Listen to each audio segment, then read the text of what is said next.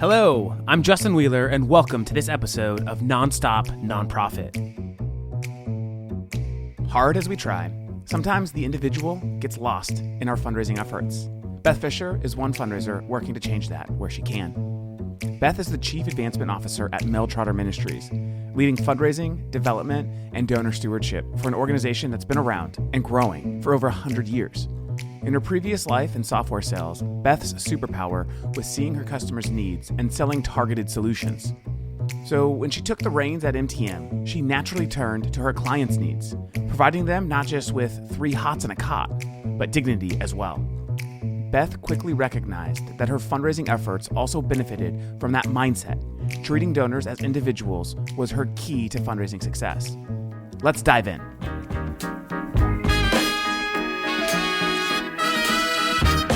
It is your number one priority to ensure that your business can continue to deliver on its mission, whether it's this year, next year, and beyond. So we're creating this inclusive environment, building between diverse communities to ensure that our young people can thrive. I'm always so baffled when I do webinars. There's always somebody at the end who raises their hand and says, I'm the development director. Should I have access to the budget? I'm always like, yes, you've got to know that. The best thing you can ever do as a nonprofit leader is spend as much money as possible on your story. Then you're doing it wrong. Okay. That is unacceptable, and that is not the way to run a board. The best thing that we can do is just raise as much money as possible and then give it to the people around the world. If you're going to be sustainable, you have to have a multi-channel strategy to reach all of these different generations of donors however they want to be reached. One of the principal values that we carry as an organization is to lift grace over guilt. And we believe that grace is the greatest agent for change that anyone can ever experience. We all need each other in terms of other nonprofits working together to solve things. The more nonprofits can give their donor base that experience of the impact that's being made on the ground level, there's nothing else you have to give someone.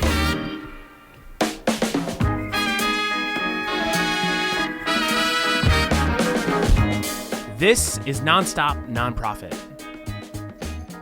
Hey listeners, thank you so much for tuning in to the episode today. Very excited for our guest, Beth Fisher. Beth, how are you doing today? I'm doing well. How are you? I'm doing great. I'm excited to talk to you about all things fundraising. Before we jump into that, I'd love it if you could share a little bit with our guests, a little bit more about your nonprofit and the role at the organization. Sure. So I work for Mel Trotter Ministries, and our mission statement is to demonstrate the compassion of Jesus for anyone experiencing hunger and homelessness in West Michigan. So I'm located in Grand Rapids, Michigan. By title, I'm the Chief Advancement Officer. So I have a team of about 18 people. Fundraising rolls up through me, so development and then communication and call center and volunteers. And I'm sure there's more. This is why I'm gray. This is like the hardest work I've ever done in my entire life, but so well worth it. Love it. What makes it some of the hardest work that you've done? Oh boy. Well, prior to this, I came from the corporate world. I was in corporate sales and marketing for 25 years. Loved it. I sold software and consulting services for business process improvement. And I volunteered here at the ministry. I was teaching devotions. And so I knew of the organization. And I was really having a hard time when I would show up here every week to volunteer, and I would kind of watch how they're sort of fundraising. I'm looking at their CRM over people's shoulders. I'm like, what? Not my place, right? Until I came on staff, and I'm like, now it's my place. So like all bets are off. It makes it hard just given that, right? Like I'm a high D on the disc. I'm a 3 on the Enneagram. I'm like, let's get some stuff done. And to me, I've always sort of had this rebel sort of archetype, and I was always, from the time I can remember, little girl, I was like, this doesn't make any sense in the world. These injustices in the world don't make sense to me. How do we fix them? And, it's just hard work because it matters so much. It's, manufacturing and for profit and commerce is great, but widgets are not people, and so I just feel like the work that we do matters so much because we are talking about human beings whose lives need some help and some transformation. And so the important work of the business behind the scenes feels harder to me because the outcome is heavier to me. Yeah. Very interesting. It resonates with me. It's kind of the inverse where I spent my first 15 years of my career in the nonprofit space, starting and building nonprofit organizations, and then started Funraise about 7 years ago, selling software to nonprofits, helping them modernize and accelerate their fundraising. And so it's somewhat of an inverse story, but I think what I love about your story is sort of what you've discovered, right? Is there's ways to optimize this organization because it's doing some of the most important work, helping homelessness in a Grand Rapids area. And it needs to be optimized so that we can make more impact. So I love sort of that enthusiasm. More nonprofits need that sort of leadership because I think there's a lot more impact could be created as a result of that. Something that you mentioned that was super interesting was your corporate background and kind of the transformation that you thought you could bring to the nonprofit because of that background. Can you maybe unpack that a little bit more? What were some of the like low-hanging fruit or some of the more obvious areas to really tackle as you got started at the organization? I love that you called it low-hanging fruit. My team makes fun of me because I use that cliche frequently around here. I'm like, you guys, this is so obvious, right? Like, why are we not doing this? It's just it will just transform everything that we're doing if we just start here, because again, it is low-hanging fruit, as you said. So one was budget. And so I had the communication budget and the development budget handed to me. And we had a former CRM. We used to use Blackbaud, 17 years here at the mission. And I, obviously, coming into a new role, there had been previous turnover. And I said, great, how does anybody know how much revenue they're bringing in? Like, well, we don't. I go, I don't understand that. There's no way to track something that we can't see data on. This is just, again, low-hanging fruit, sort of bare bones minimum. And I knew that in order to put in a new software program, because I had sold software for 25 years, that I have to justify it financially. So I looked at the budgets and I thought, nobody's questioning this. And again, it wasn't like people here didn't understand that or didn't have the wherewithal to do it. It was more of a capacity issue, right? We were just sort of operating, as many of us do, in an understaffed manner, doing the best we can do, prioritizing. And unfortunately, like looking at these sort of fine details was not a priority. It was just like, this is fine. We have a CRM. Let's just go. I looked at it and I thought, no, why are we paying somebody in Hawaii to administer the CRM? This dude's kicking it in Hawaii. We're in the Eastern time zone. That's my first red flag. We're paying him twice as much as we paid our internal DBA. And so then there was a lot of sort of, when things would go wrong, easy finger pointing, which is, well, I thought he did it and I thought your person did it. I'm like, I'm done. I don't have time for drama. I don't want to hear about this. I want results. So I immediately got rid of the third party person who was administering the system. I went to our DBA and said, this is like kind of your job. That's what the JD says. You be a DBA. And provided training and so forth. We got rid of hosting. So immediately we had a salary gone. We got rid of the hosting situation. And then I said, and on top of that, this system is not doing what we needed to do. Let's do an investigation. So there were other credit card charges, the whole thing. So we just started to look at it. The low-hanging fruit was operationally, what are we doing here? And then it was staffing, right? And so once I said, we need workflow, we need automation, we need to work smarter, not harder, because right now as I look around, and this is not to sound disparaging on purpose, but why are we being glorified thank you card writers? There's so much more about being in a relationship than being reactive. Let's go be proactive. Let's find the people that care about what we're doing. Let's make sure that we're marketing accordingly, that we're telling them what we do around here to make sure they care about it, right? If they don't know, how can we blame them, right? This is on us.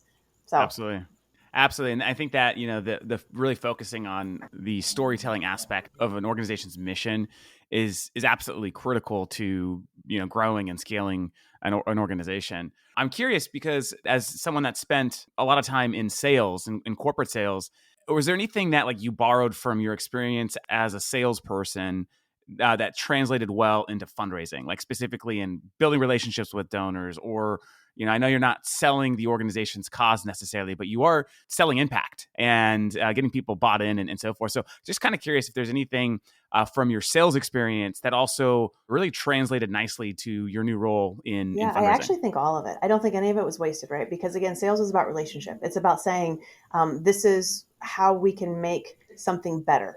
In my former years, it was a process improvement within an organization. Here it is, how can I help make the lives of donors better as we collectively help make the lives of our guests better? And so there's that reciprocity, right, in relationship. And so it is really selling the cause. It is selling something. It's basically, and I tell people when I teach sales and marketing classes, I'm like, we're always selling. I would go to college campuses here and I'm talking to kids who probably don't want to be there. I'm like, you guys, how many of you like sales? None of them raise their hand. And I said, well, but you all sell, right? They're like, none of us do. I said, well, did you just try and get a date the other night? Like, that's selling. You're right. You're trying to sell who you are and why somebody should care about you. What are you interesting? Are you you're selling something always. And so for me, it's about how do we get the message out? Because messaging is really, it's storytelling and sales. Absolutely. Yeah. When I started Funraise, we've raised some venture capital as a business. And I realized very quickly how my fundraising background played a pretty critical role in raising venture capital. Very different audience than donors, but it was all about telling the story of and our vision as a business, where we thought we could take the business, but more importantly, how we thought we could actually help disrupt the industry and change the industry for better through the products and the tools that we were building. And I realized that that came just so natural to me, because for 15 years, all I would do would tell stories with donors. All I would do was talk about, the impact that we were making and the way that we were changing the world and so forth. And so I can see how that was such a relevant sort of experience that transcended into your organization. I'm curious, as you started fundraising, one of the, obviously as fundraisers, we think about specific kind of seasons with campaigning, whether it's Giving Tuesday, end of year, or any other sort of relevant season for an organization. I'm curious if there's ever been a campaign that you've developed or launched that was maybe unnerving at first or brought you out of your comfort zone. And maybe I'll share a quick story that maybe will provide more context to this question. But I remember my time at the last nonprofit was at Liberty, North Korea. We were launching our big end of year campaign, but we did something totally different than we've ever done before. It was a campaign where we were asking people, instead of donating, it wasn't an explicit ask, is we had laid out this big vision of some policy we wanted to change. And what we asked for, instead of a gift, give us your signature. And we're gonna take this to Congress and we're gonna try to pass some legislation. It was one of our best fundraising campaigns ever, because not only did we provide a way to get people engaged and a very tangible, practical way to get involved on the organization, very naturally, quickly after they're like, well, we want to give too, right? And so we didn't even have to really ask for it. Not all campaigns necessarily you have that ability to do that. But I was really uncomfortable going into end of year, launching a campaign that wasn't explicitly asking people to give. Instead, it was more of a talent and time kind of ask than a resource ask. And I was hesitant about it, but it ended up being one of our better campaigns. And so curious if there's anything like that you've worked on in your experience at the organization. Yeah, similar, right? So uncomfortable is strong for me, because I'm like, to me, it's all very comfortable when you're trying to help somebody else's life. I'm like, yeah, we're just going to do this. How can you tell me no? How can you tell any of us no with this work? But I think in the similar vein, I started here in January of 2020. So, right, I was like thrown into the lion's den 3 months pre-COVID, et cetera. And we also, prior to that, had launched the soft phase of a capital campaign. So talk about trying to bring in regular operational dollars, as well as, in tandem, a $20 million capital campaign, because we really wanted to change the way in which we serve our guests. So COVID taught us a lot about that. I mean, in hindsight, right, in retrospect, it was like a huge blessing that we were able to learn so much from COVID in terms of safety and health, et cetera, and how to really do isolation well. But our entire facility has changed the way that we service our guests, meaning we used to have a 113 bed dorm for single men who would come in experiencing homelessness. Okay, 113 people in one room. I can't even sleep with my husband who snores. I'm like, no, thanks. I need my space. And think about it, right? You've got such a myriad of people in there, some experiencing addiction, some who have extreme mental illness, some who are just grumpy, some who just nobody wants to be there in the first place, right? So we said, how can we make this more dignified? So through this capital campaign, we completely revamped our building. And now we've got 2 people in a room, 2 people in a room on the other side, and they're sharing a bathroom. Now, to say in terms of fundraising for that was comfortable, it was not at all, because we have to still make these asks to say, we have to keep the lights on here. So like the non-sexy asks, right? We have a $7.5 million operational budget. P.S. we also need another 20 mil over here to do some other things. But again, if you say, know your audience, know your why, it makes it a lot less uncomfortable. Yeah, no, absolutely. Don't go away. When our episode returns, Beth explains how they are disrupting the age-old generation of why someone is homeless and how Mel Trotter Ministries better serves those who are. Well, you got to stay tuned. And now, enjoy this segment sponsored by Funraise, the world's most innovative and friendly nonprofit fundraising platform. Nonstop Nonprofit recently took our podcast on the road to Next After's 2022 NIO Summit. At the conference, I had a chance to catch up with Dana Snyder, founder and CEO at Positive Equation.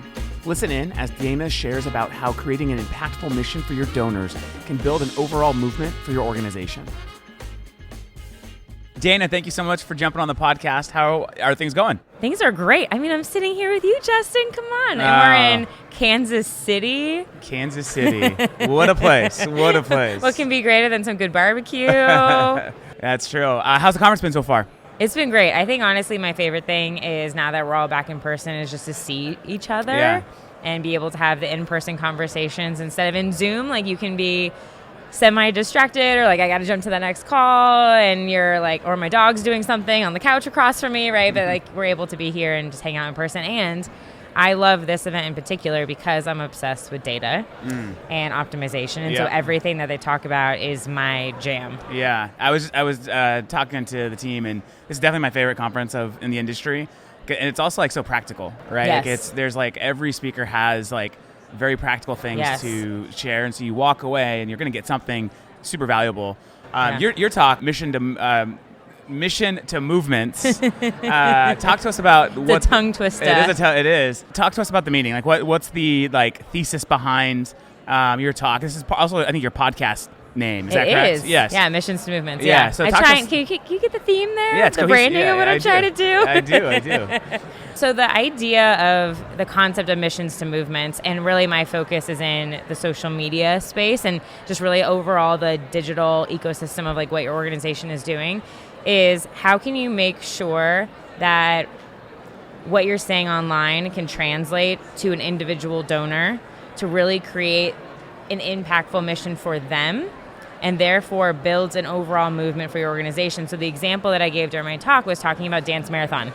That's how I started my philanthropy journey. Yeah. And I think they did such a beautiful job as we were 18-year-olds, right? And we were learning about giving so young, and we were so excited. But like, how did they do that? So I really like went back to just my roots of starting that and understanding, okay, like what was my experience? How did that happen? Because I wasn't looking to give. I wasn't looking to get involved with a charity that I knew literally nothing about. So how did they move me from this like one-time maybe donor to this obsessed college student in this program with an amazing experience to now 13, 14, 15, only how many years later to now like every time I see their organization, their cause, their logo, I'm going to continue to give. Yeah. So was that moment, the Dance Marathon moment, was that something that like, because it happens like once a year, right? Like it happens once a year, but it's in, I think currently still over like 100 plus universities all over the country. Yeah. We have a few of them actually that like raise on Funraise. Oh, cool. And so that's really cool. Is that really is that your why of like how you got into nonprofits? Was that what introduced you to it, or was there something else that happened? I mean, I think maybe subconsciously I grew up in church and I grew up going on mission trips. Okay. Not that I really understood the nonprofit like organization connection when you're in middle school, right?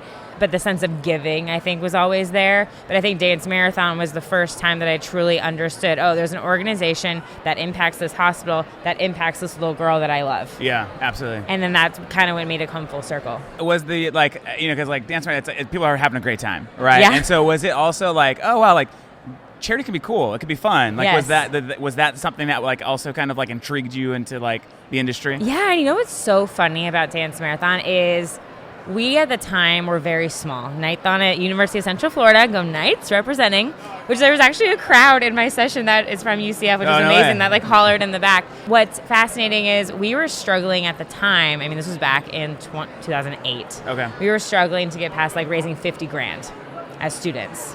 And UF was raising $1 million+. And we're like, what are they doing? Like, how are they doing this? We went to their event, and us in Orlando, I think it was different that we are a college inside of a major metropolitan town. Gainesville is not necessarily the case. Like, UF is what holds the glue, I feel like, of Gainesville together. Yeah. Their event was so simple. The games that they had, they were doing like Foursquare. They weren't having to bring in like crazy musicians or comedians or talent. It was just really creating community within the participants. And we were like, are we overthinking this to be too complicated? Like, do we just literally go back to what makes us have fun as kids? Yeah.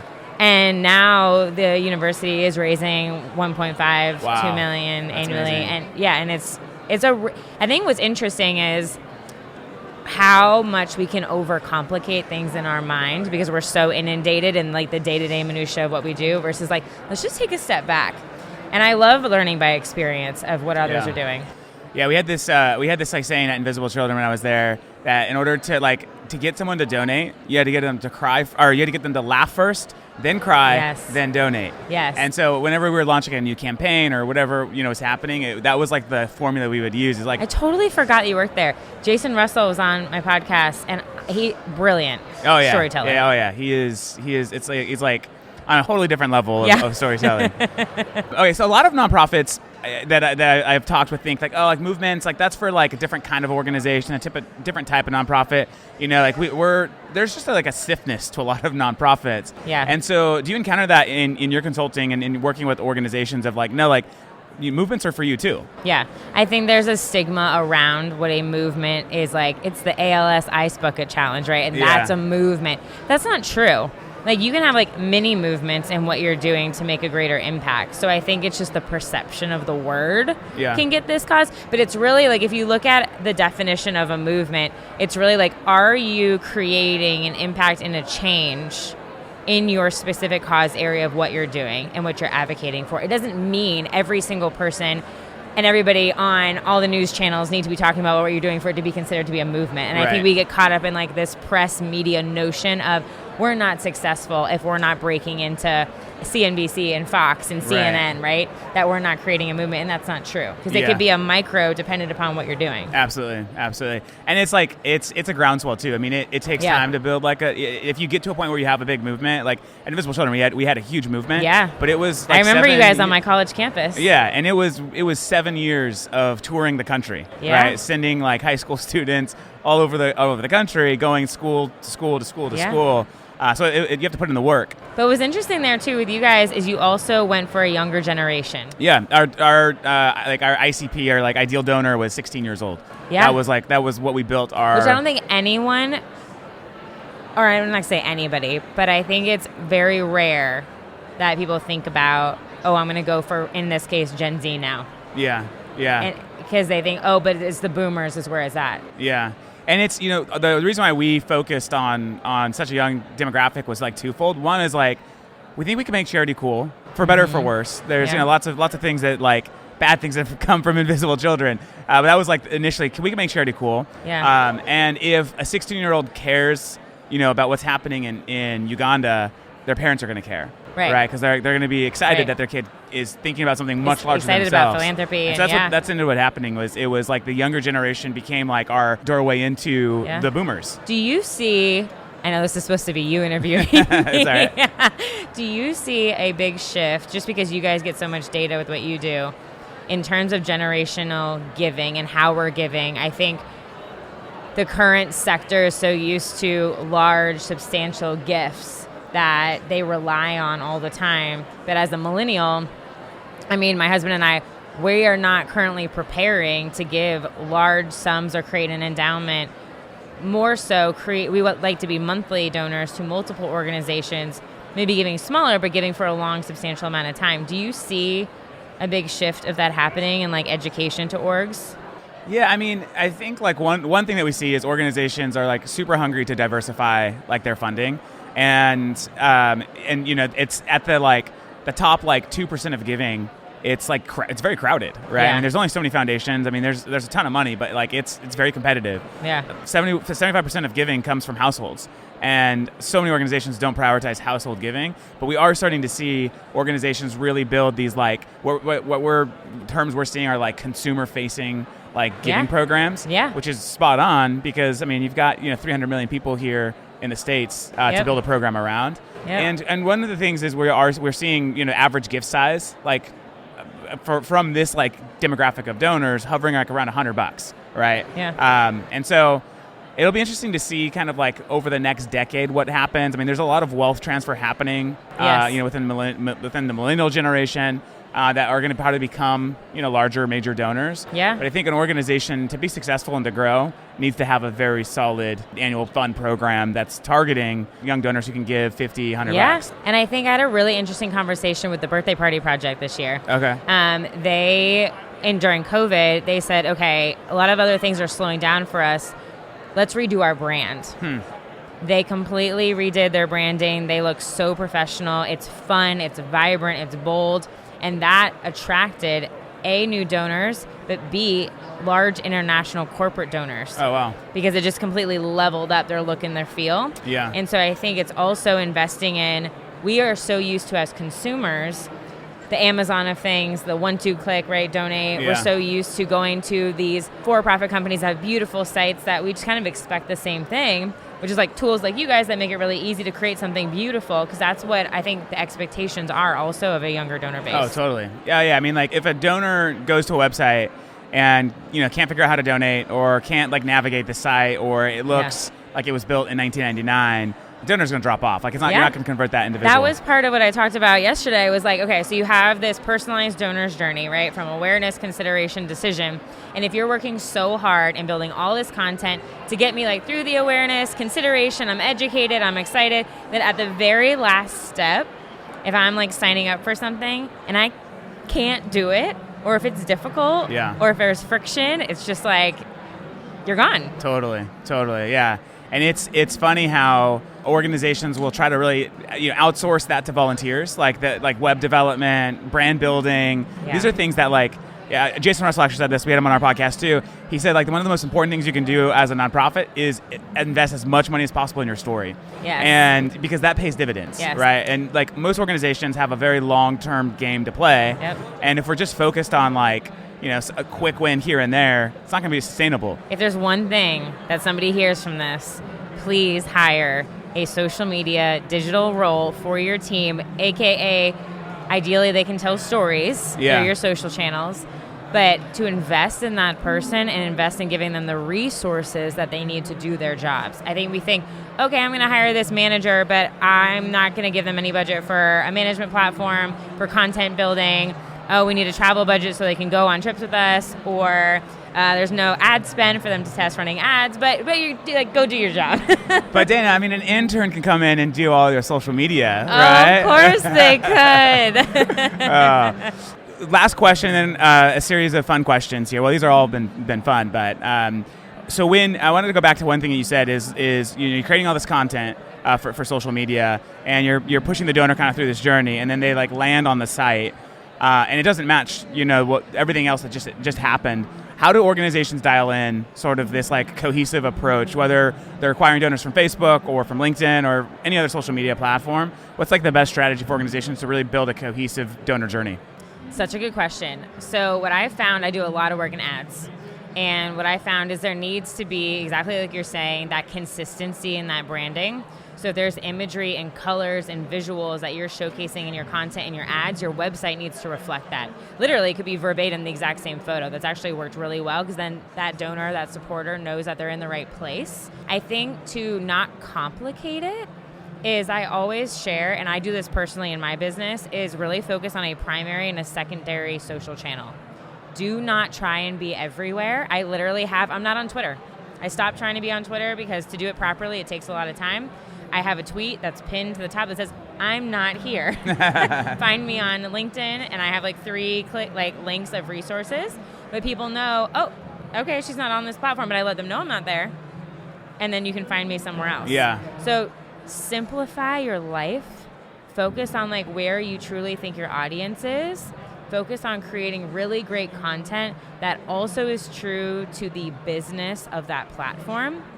So when you focus on less platforms, you can think about, okay, what is Adam from Instagram talking about in his weekly updates, right? Yeah. What can I gauge from him that's really important? He's the head of Instagram. What are they looking to do and grow as a business? Oh, okay, I should be creating more video content. I should be creating more reels. I should be engaging in my messages. And then really focus on building a community in the platforms that you choose. Got it. Awesome. Thank you. Great feedback. All right, now some questions. Now, there's no right or wrong answers, but there are some wrong answers. Okay, so first off, digital reading or an actual book? Actual book. What's your favorite, most recent book you've read?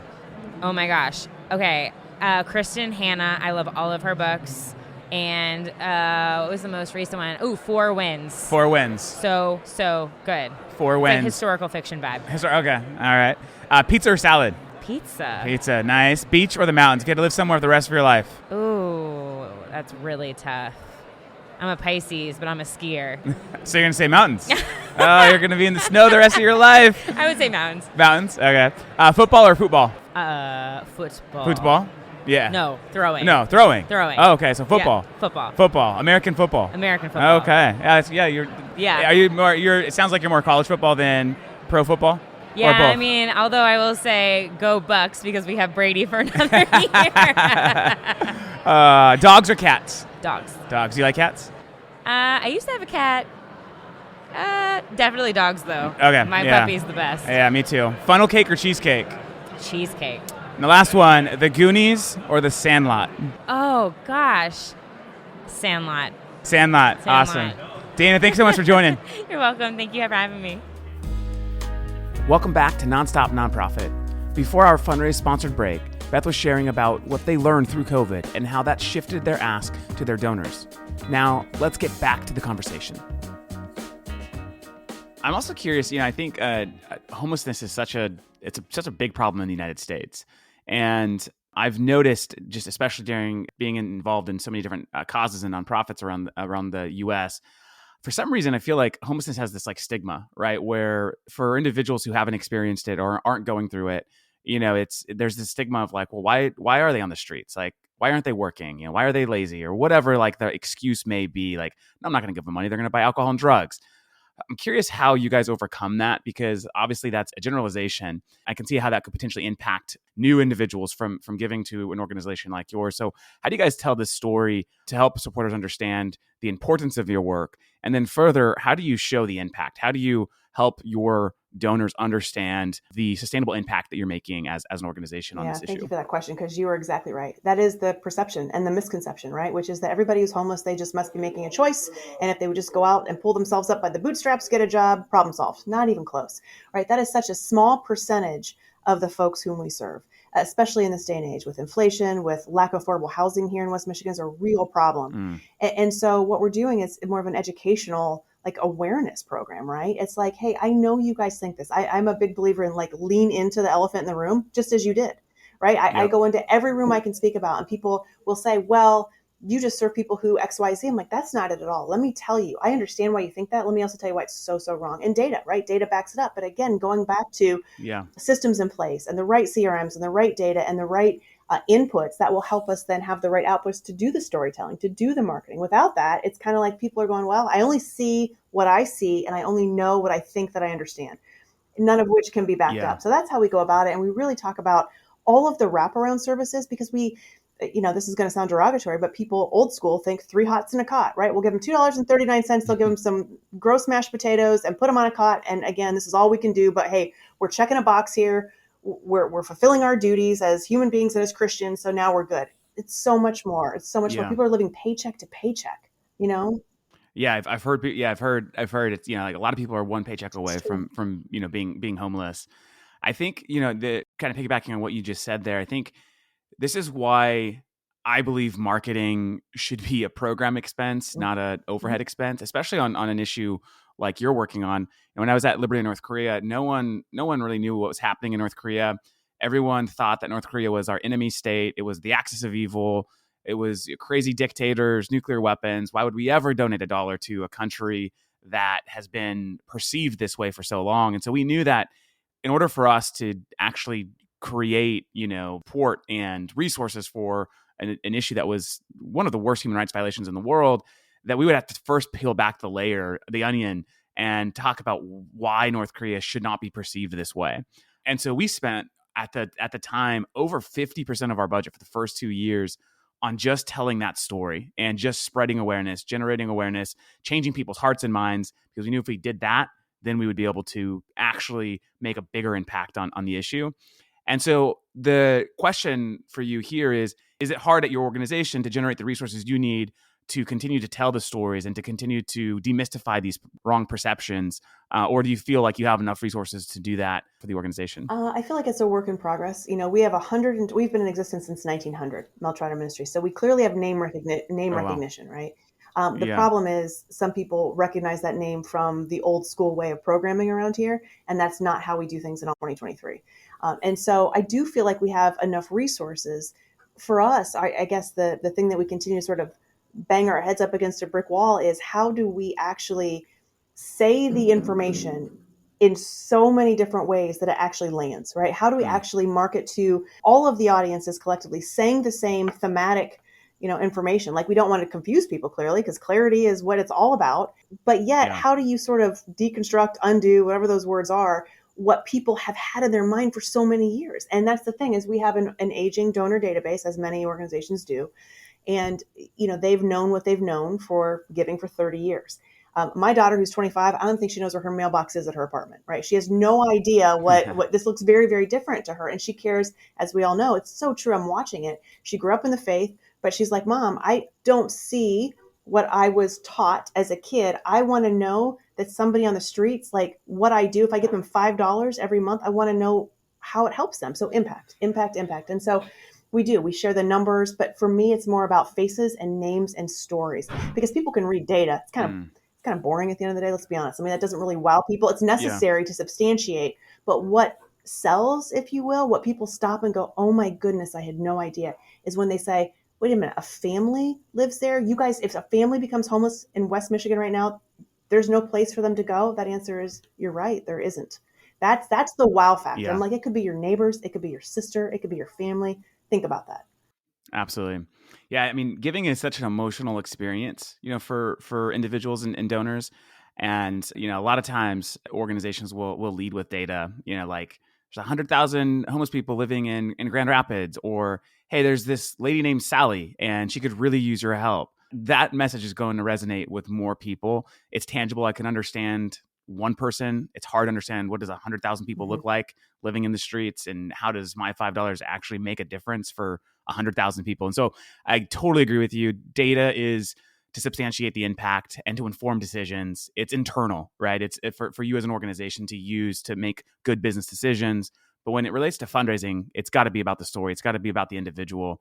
I take that a step further even and say that there's this old conversation in the nonprofit space that the donor is the hero. I think I don't believe the donor is the hero. I believe the donor is an amazing character in this story, but the individual receiving the help, the individual overcoming their challenges, coming out of the streets, that's the true hero. They've been enabled. They've been given the opportunity to overcome their challenges. And so I think that it's so important to tell the story in a way that represents all parties in an equitable manner. But definitely agree with you that it's about the story. It's not about, the data point. That's not what gets people to actually give. Beth, you have a lot of experience in fundraising in the corporate world. Be curious if there's any advice you'd like to offer for new fundraisers coming in, whether they're coming from corporate, whether they're just getting started in their career. Any advice that you'd like to share to help them get started that would maybe help accelerate their learning curve as they start fundraising for their organization? Yeah, I had to learn this in my early 20s too, when I was in sales. And for me, it's the biggest lesson is to network, is to get yourself in so many different groups, right? That it's sort of, you will find the crossover, you will find the intersection, but kind of sit back and feel like, well, I'm going to go in the office 8 to 5. I'm going to be in front of my CRM all day. I'm going to call this person. I'm going to write a thank you note. It's so much different than if you are in grassroots. Get out there, really. When I see our development team and they're in the office, I'm like, I don't want to see you. I love you guys. I don't want to see you right now. I want you in relationship with your donors. I want you to say, hey, I care about you. Let me tell you what I just saw. Real-time updates, huge. Because if I am somebody who is being solicited, and I am, right? We all are in some way, shape, or form. I want to know that I am unique. And the only way to let me know that you feel like I'm unique is for you uniquely to speak to me. And so I'm not really into, I know it's a necessary evil. I mean, don't get me started on direct mail. Yes, it's necessary. But I personally don't like to be one of many. I want to be one of one. And I want to know that you see me and you understand my heart for giving and you understand my connection to your organization. Because if you don't take the time to get to know me, I may not take the time to give you my money. Yeah, no, totally. I totally agree with that. I was chuckling a little bit because I think the one-to-many works is more actually on the guerrilla tactic style of fundraising.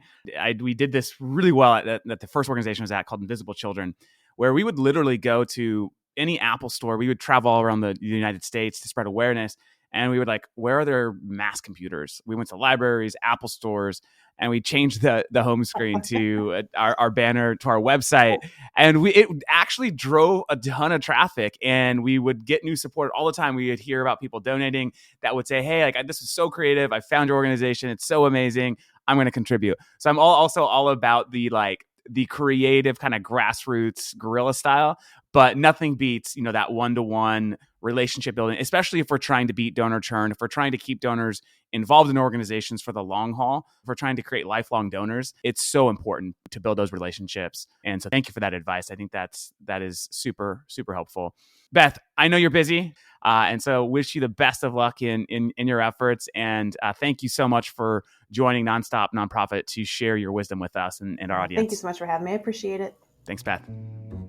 Thanks for listening to this episode of Nonstop Nonprofit. This podcast is brought to you by your friends at Funraise, nonprofit fundraising software built by nonprofit people. If you'd like to continue the conversation, find me on LinkedIn or text me at 562-242-8160. And don't forget to get your next episode the second it hits the internets. Go to nonstopnonprofitpodcast.com and sign up for email notifications today. See you next time.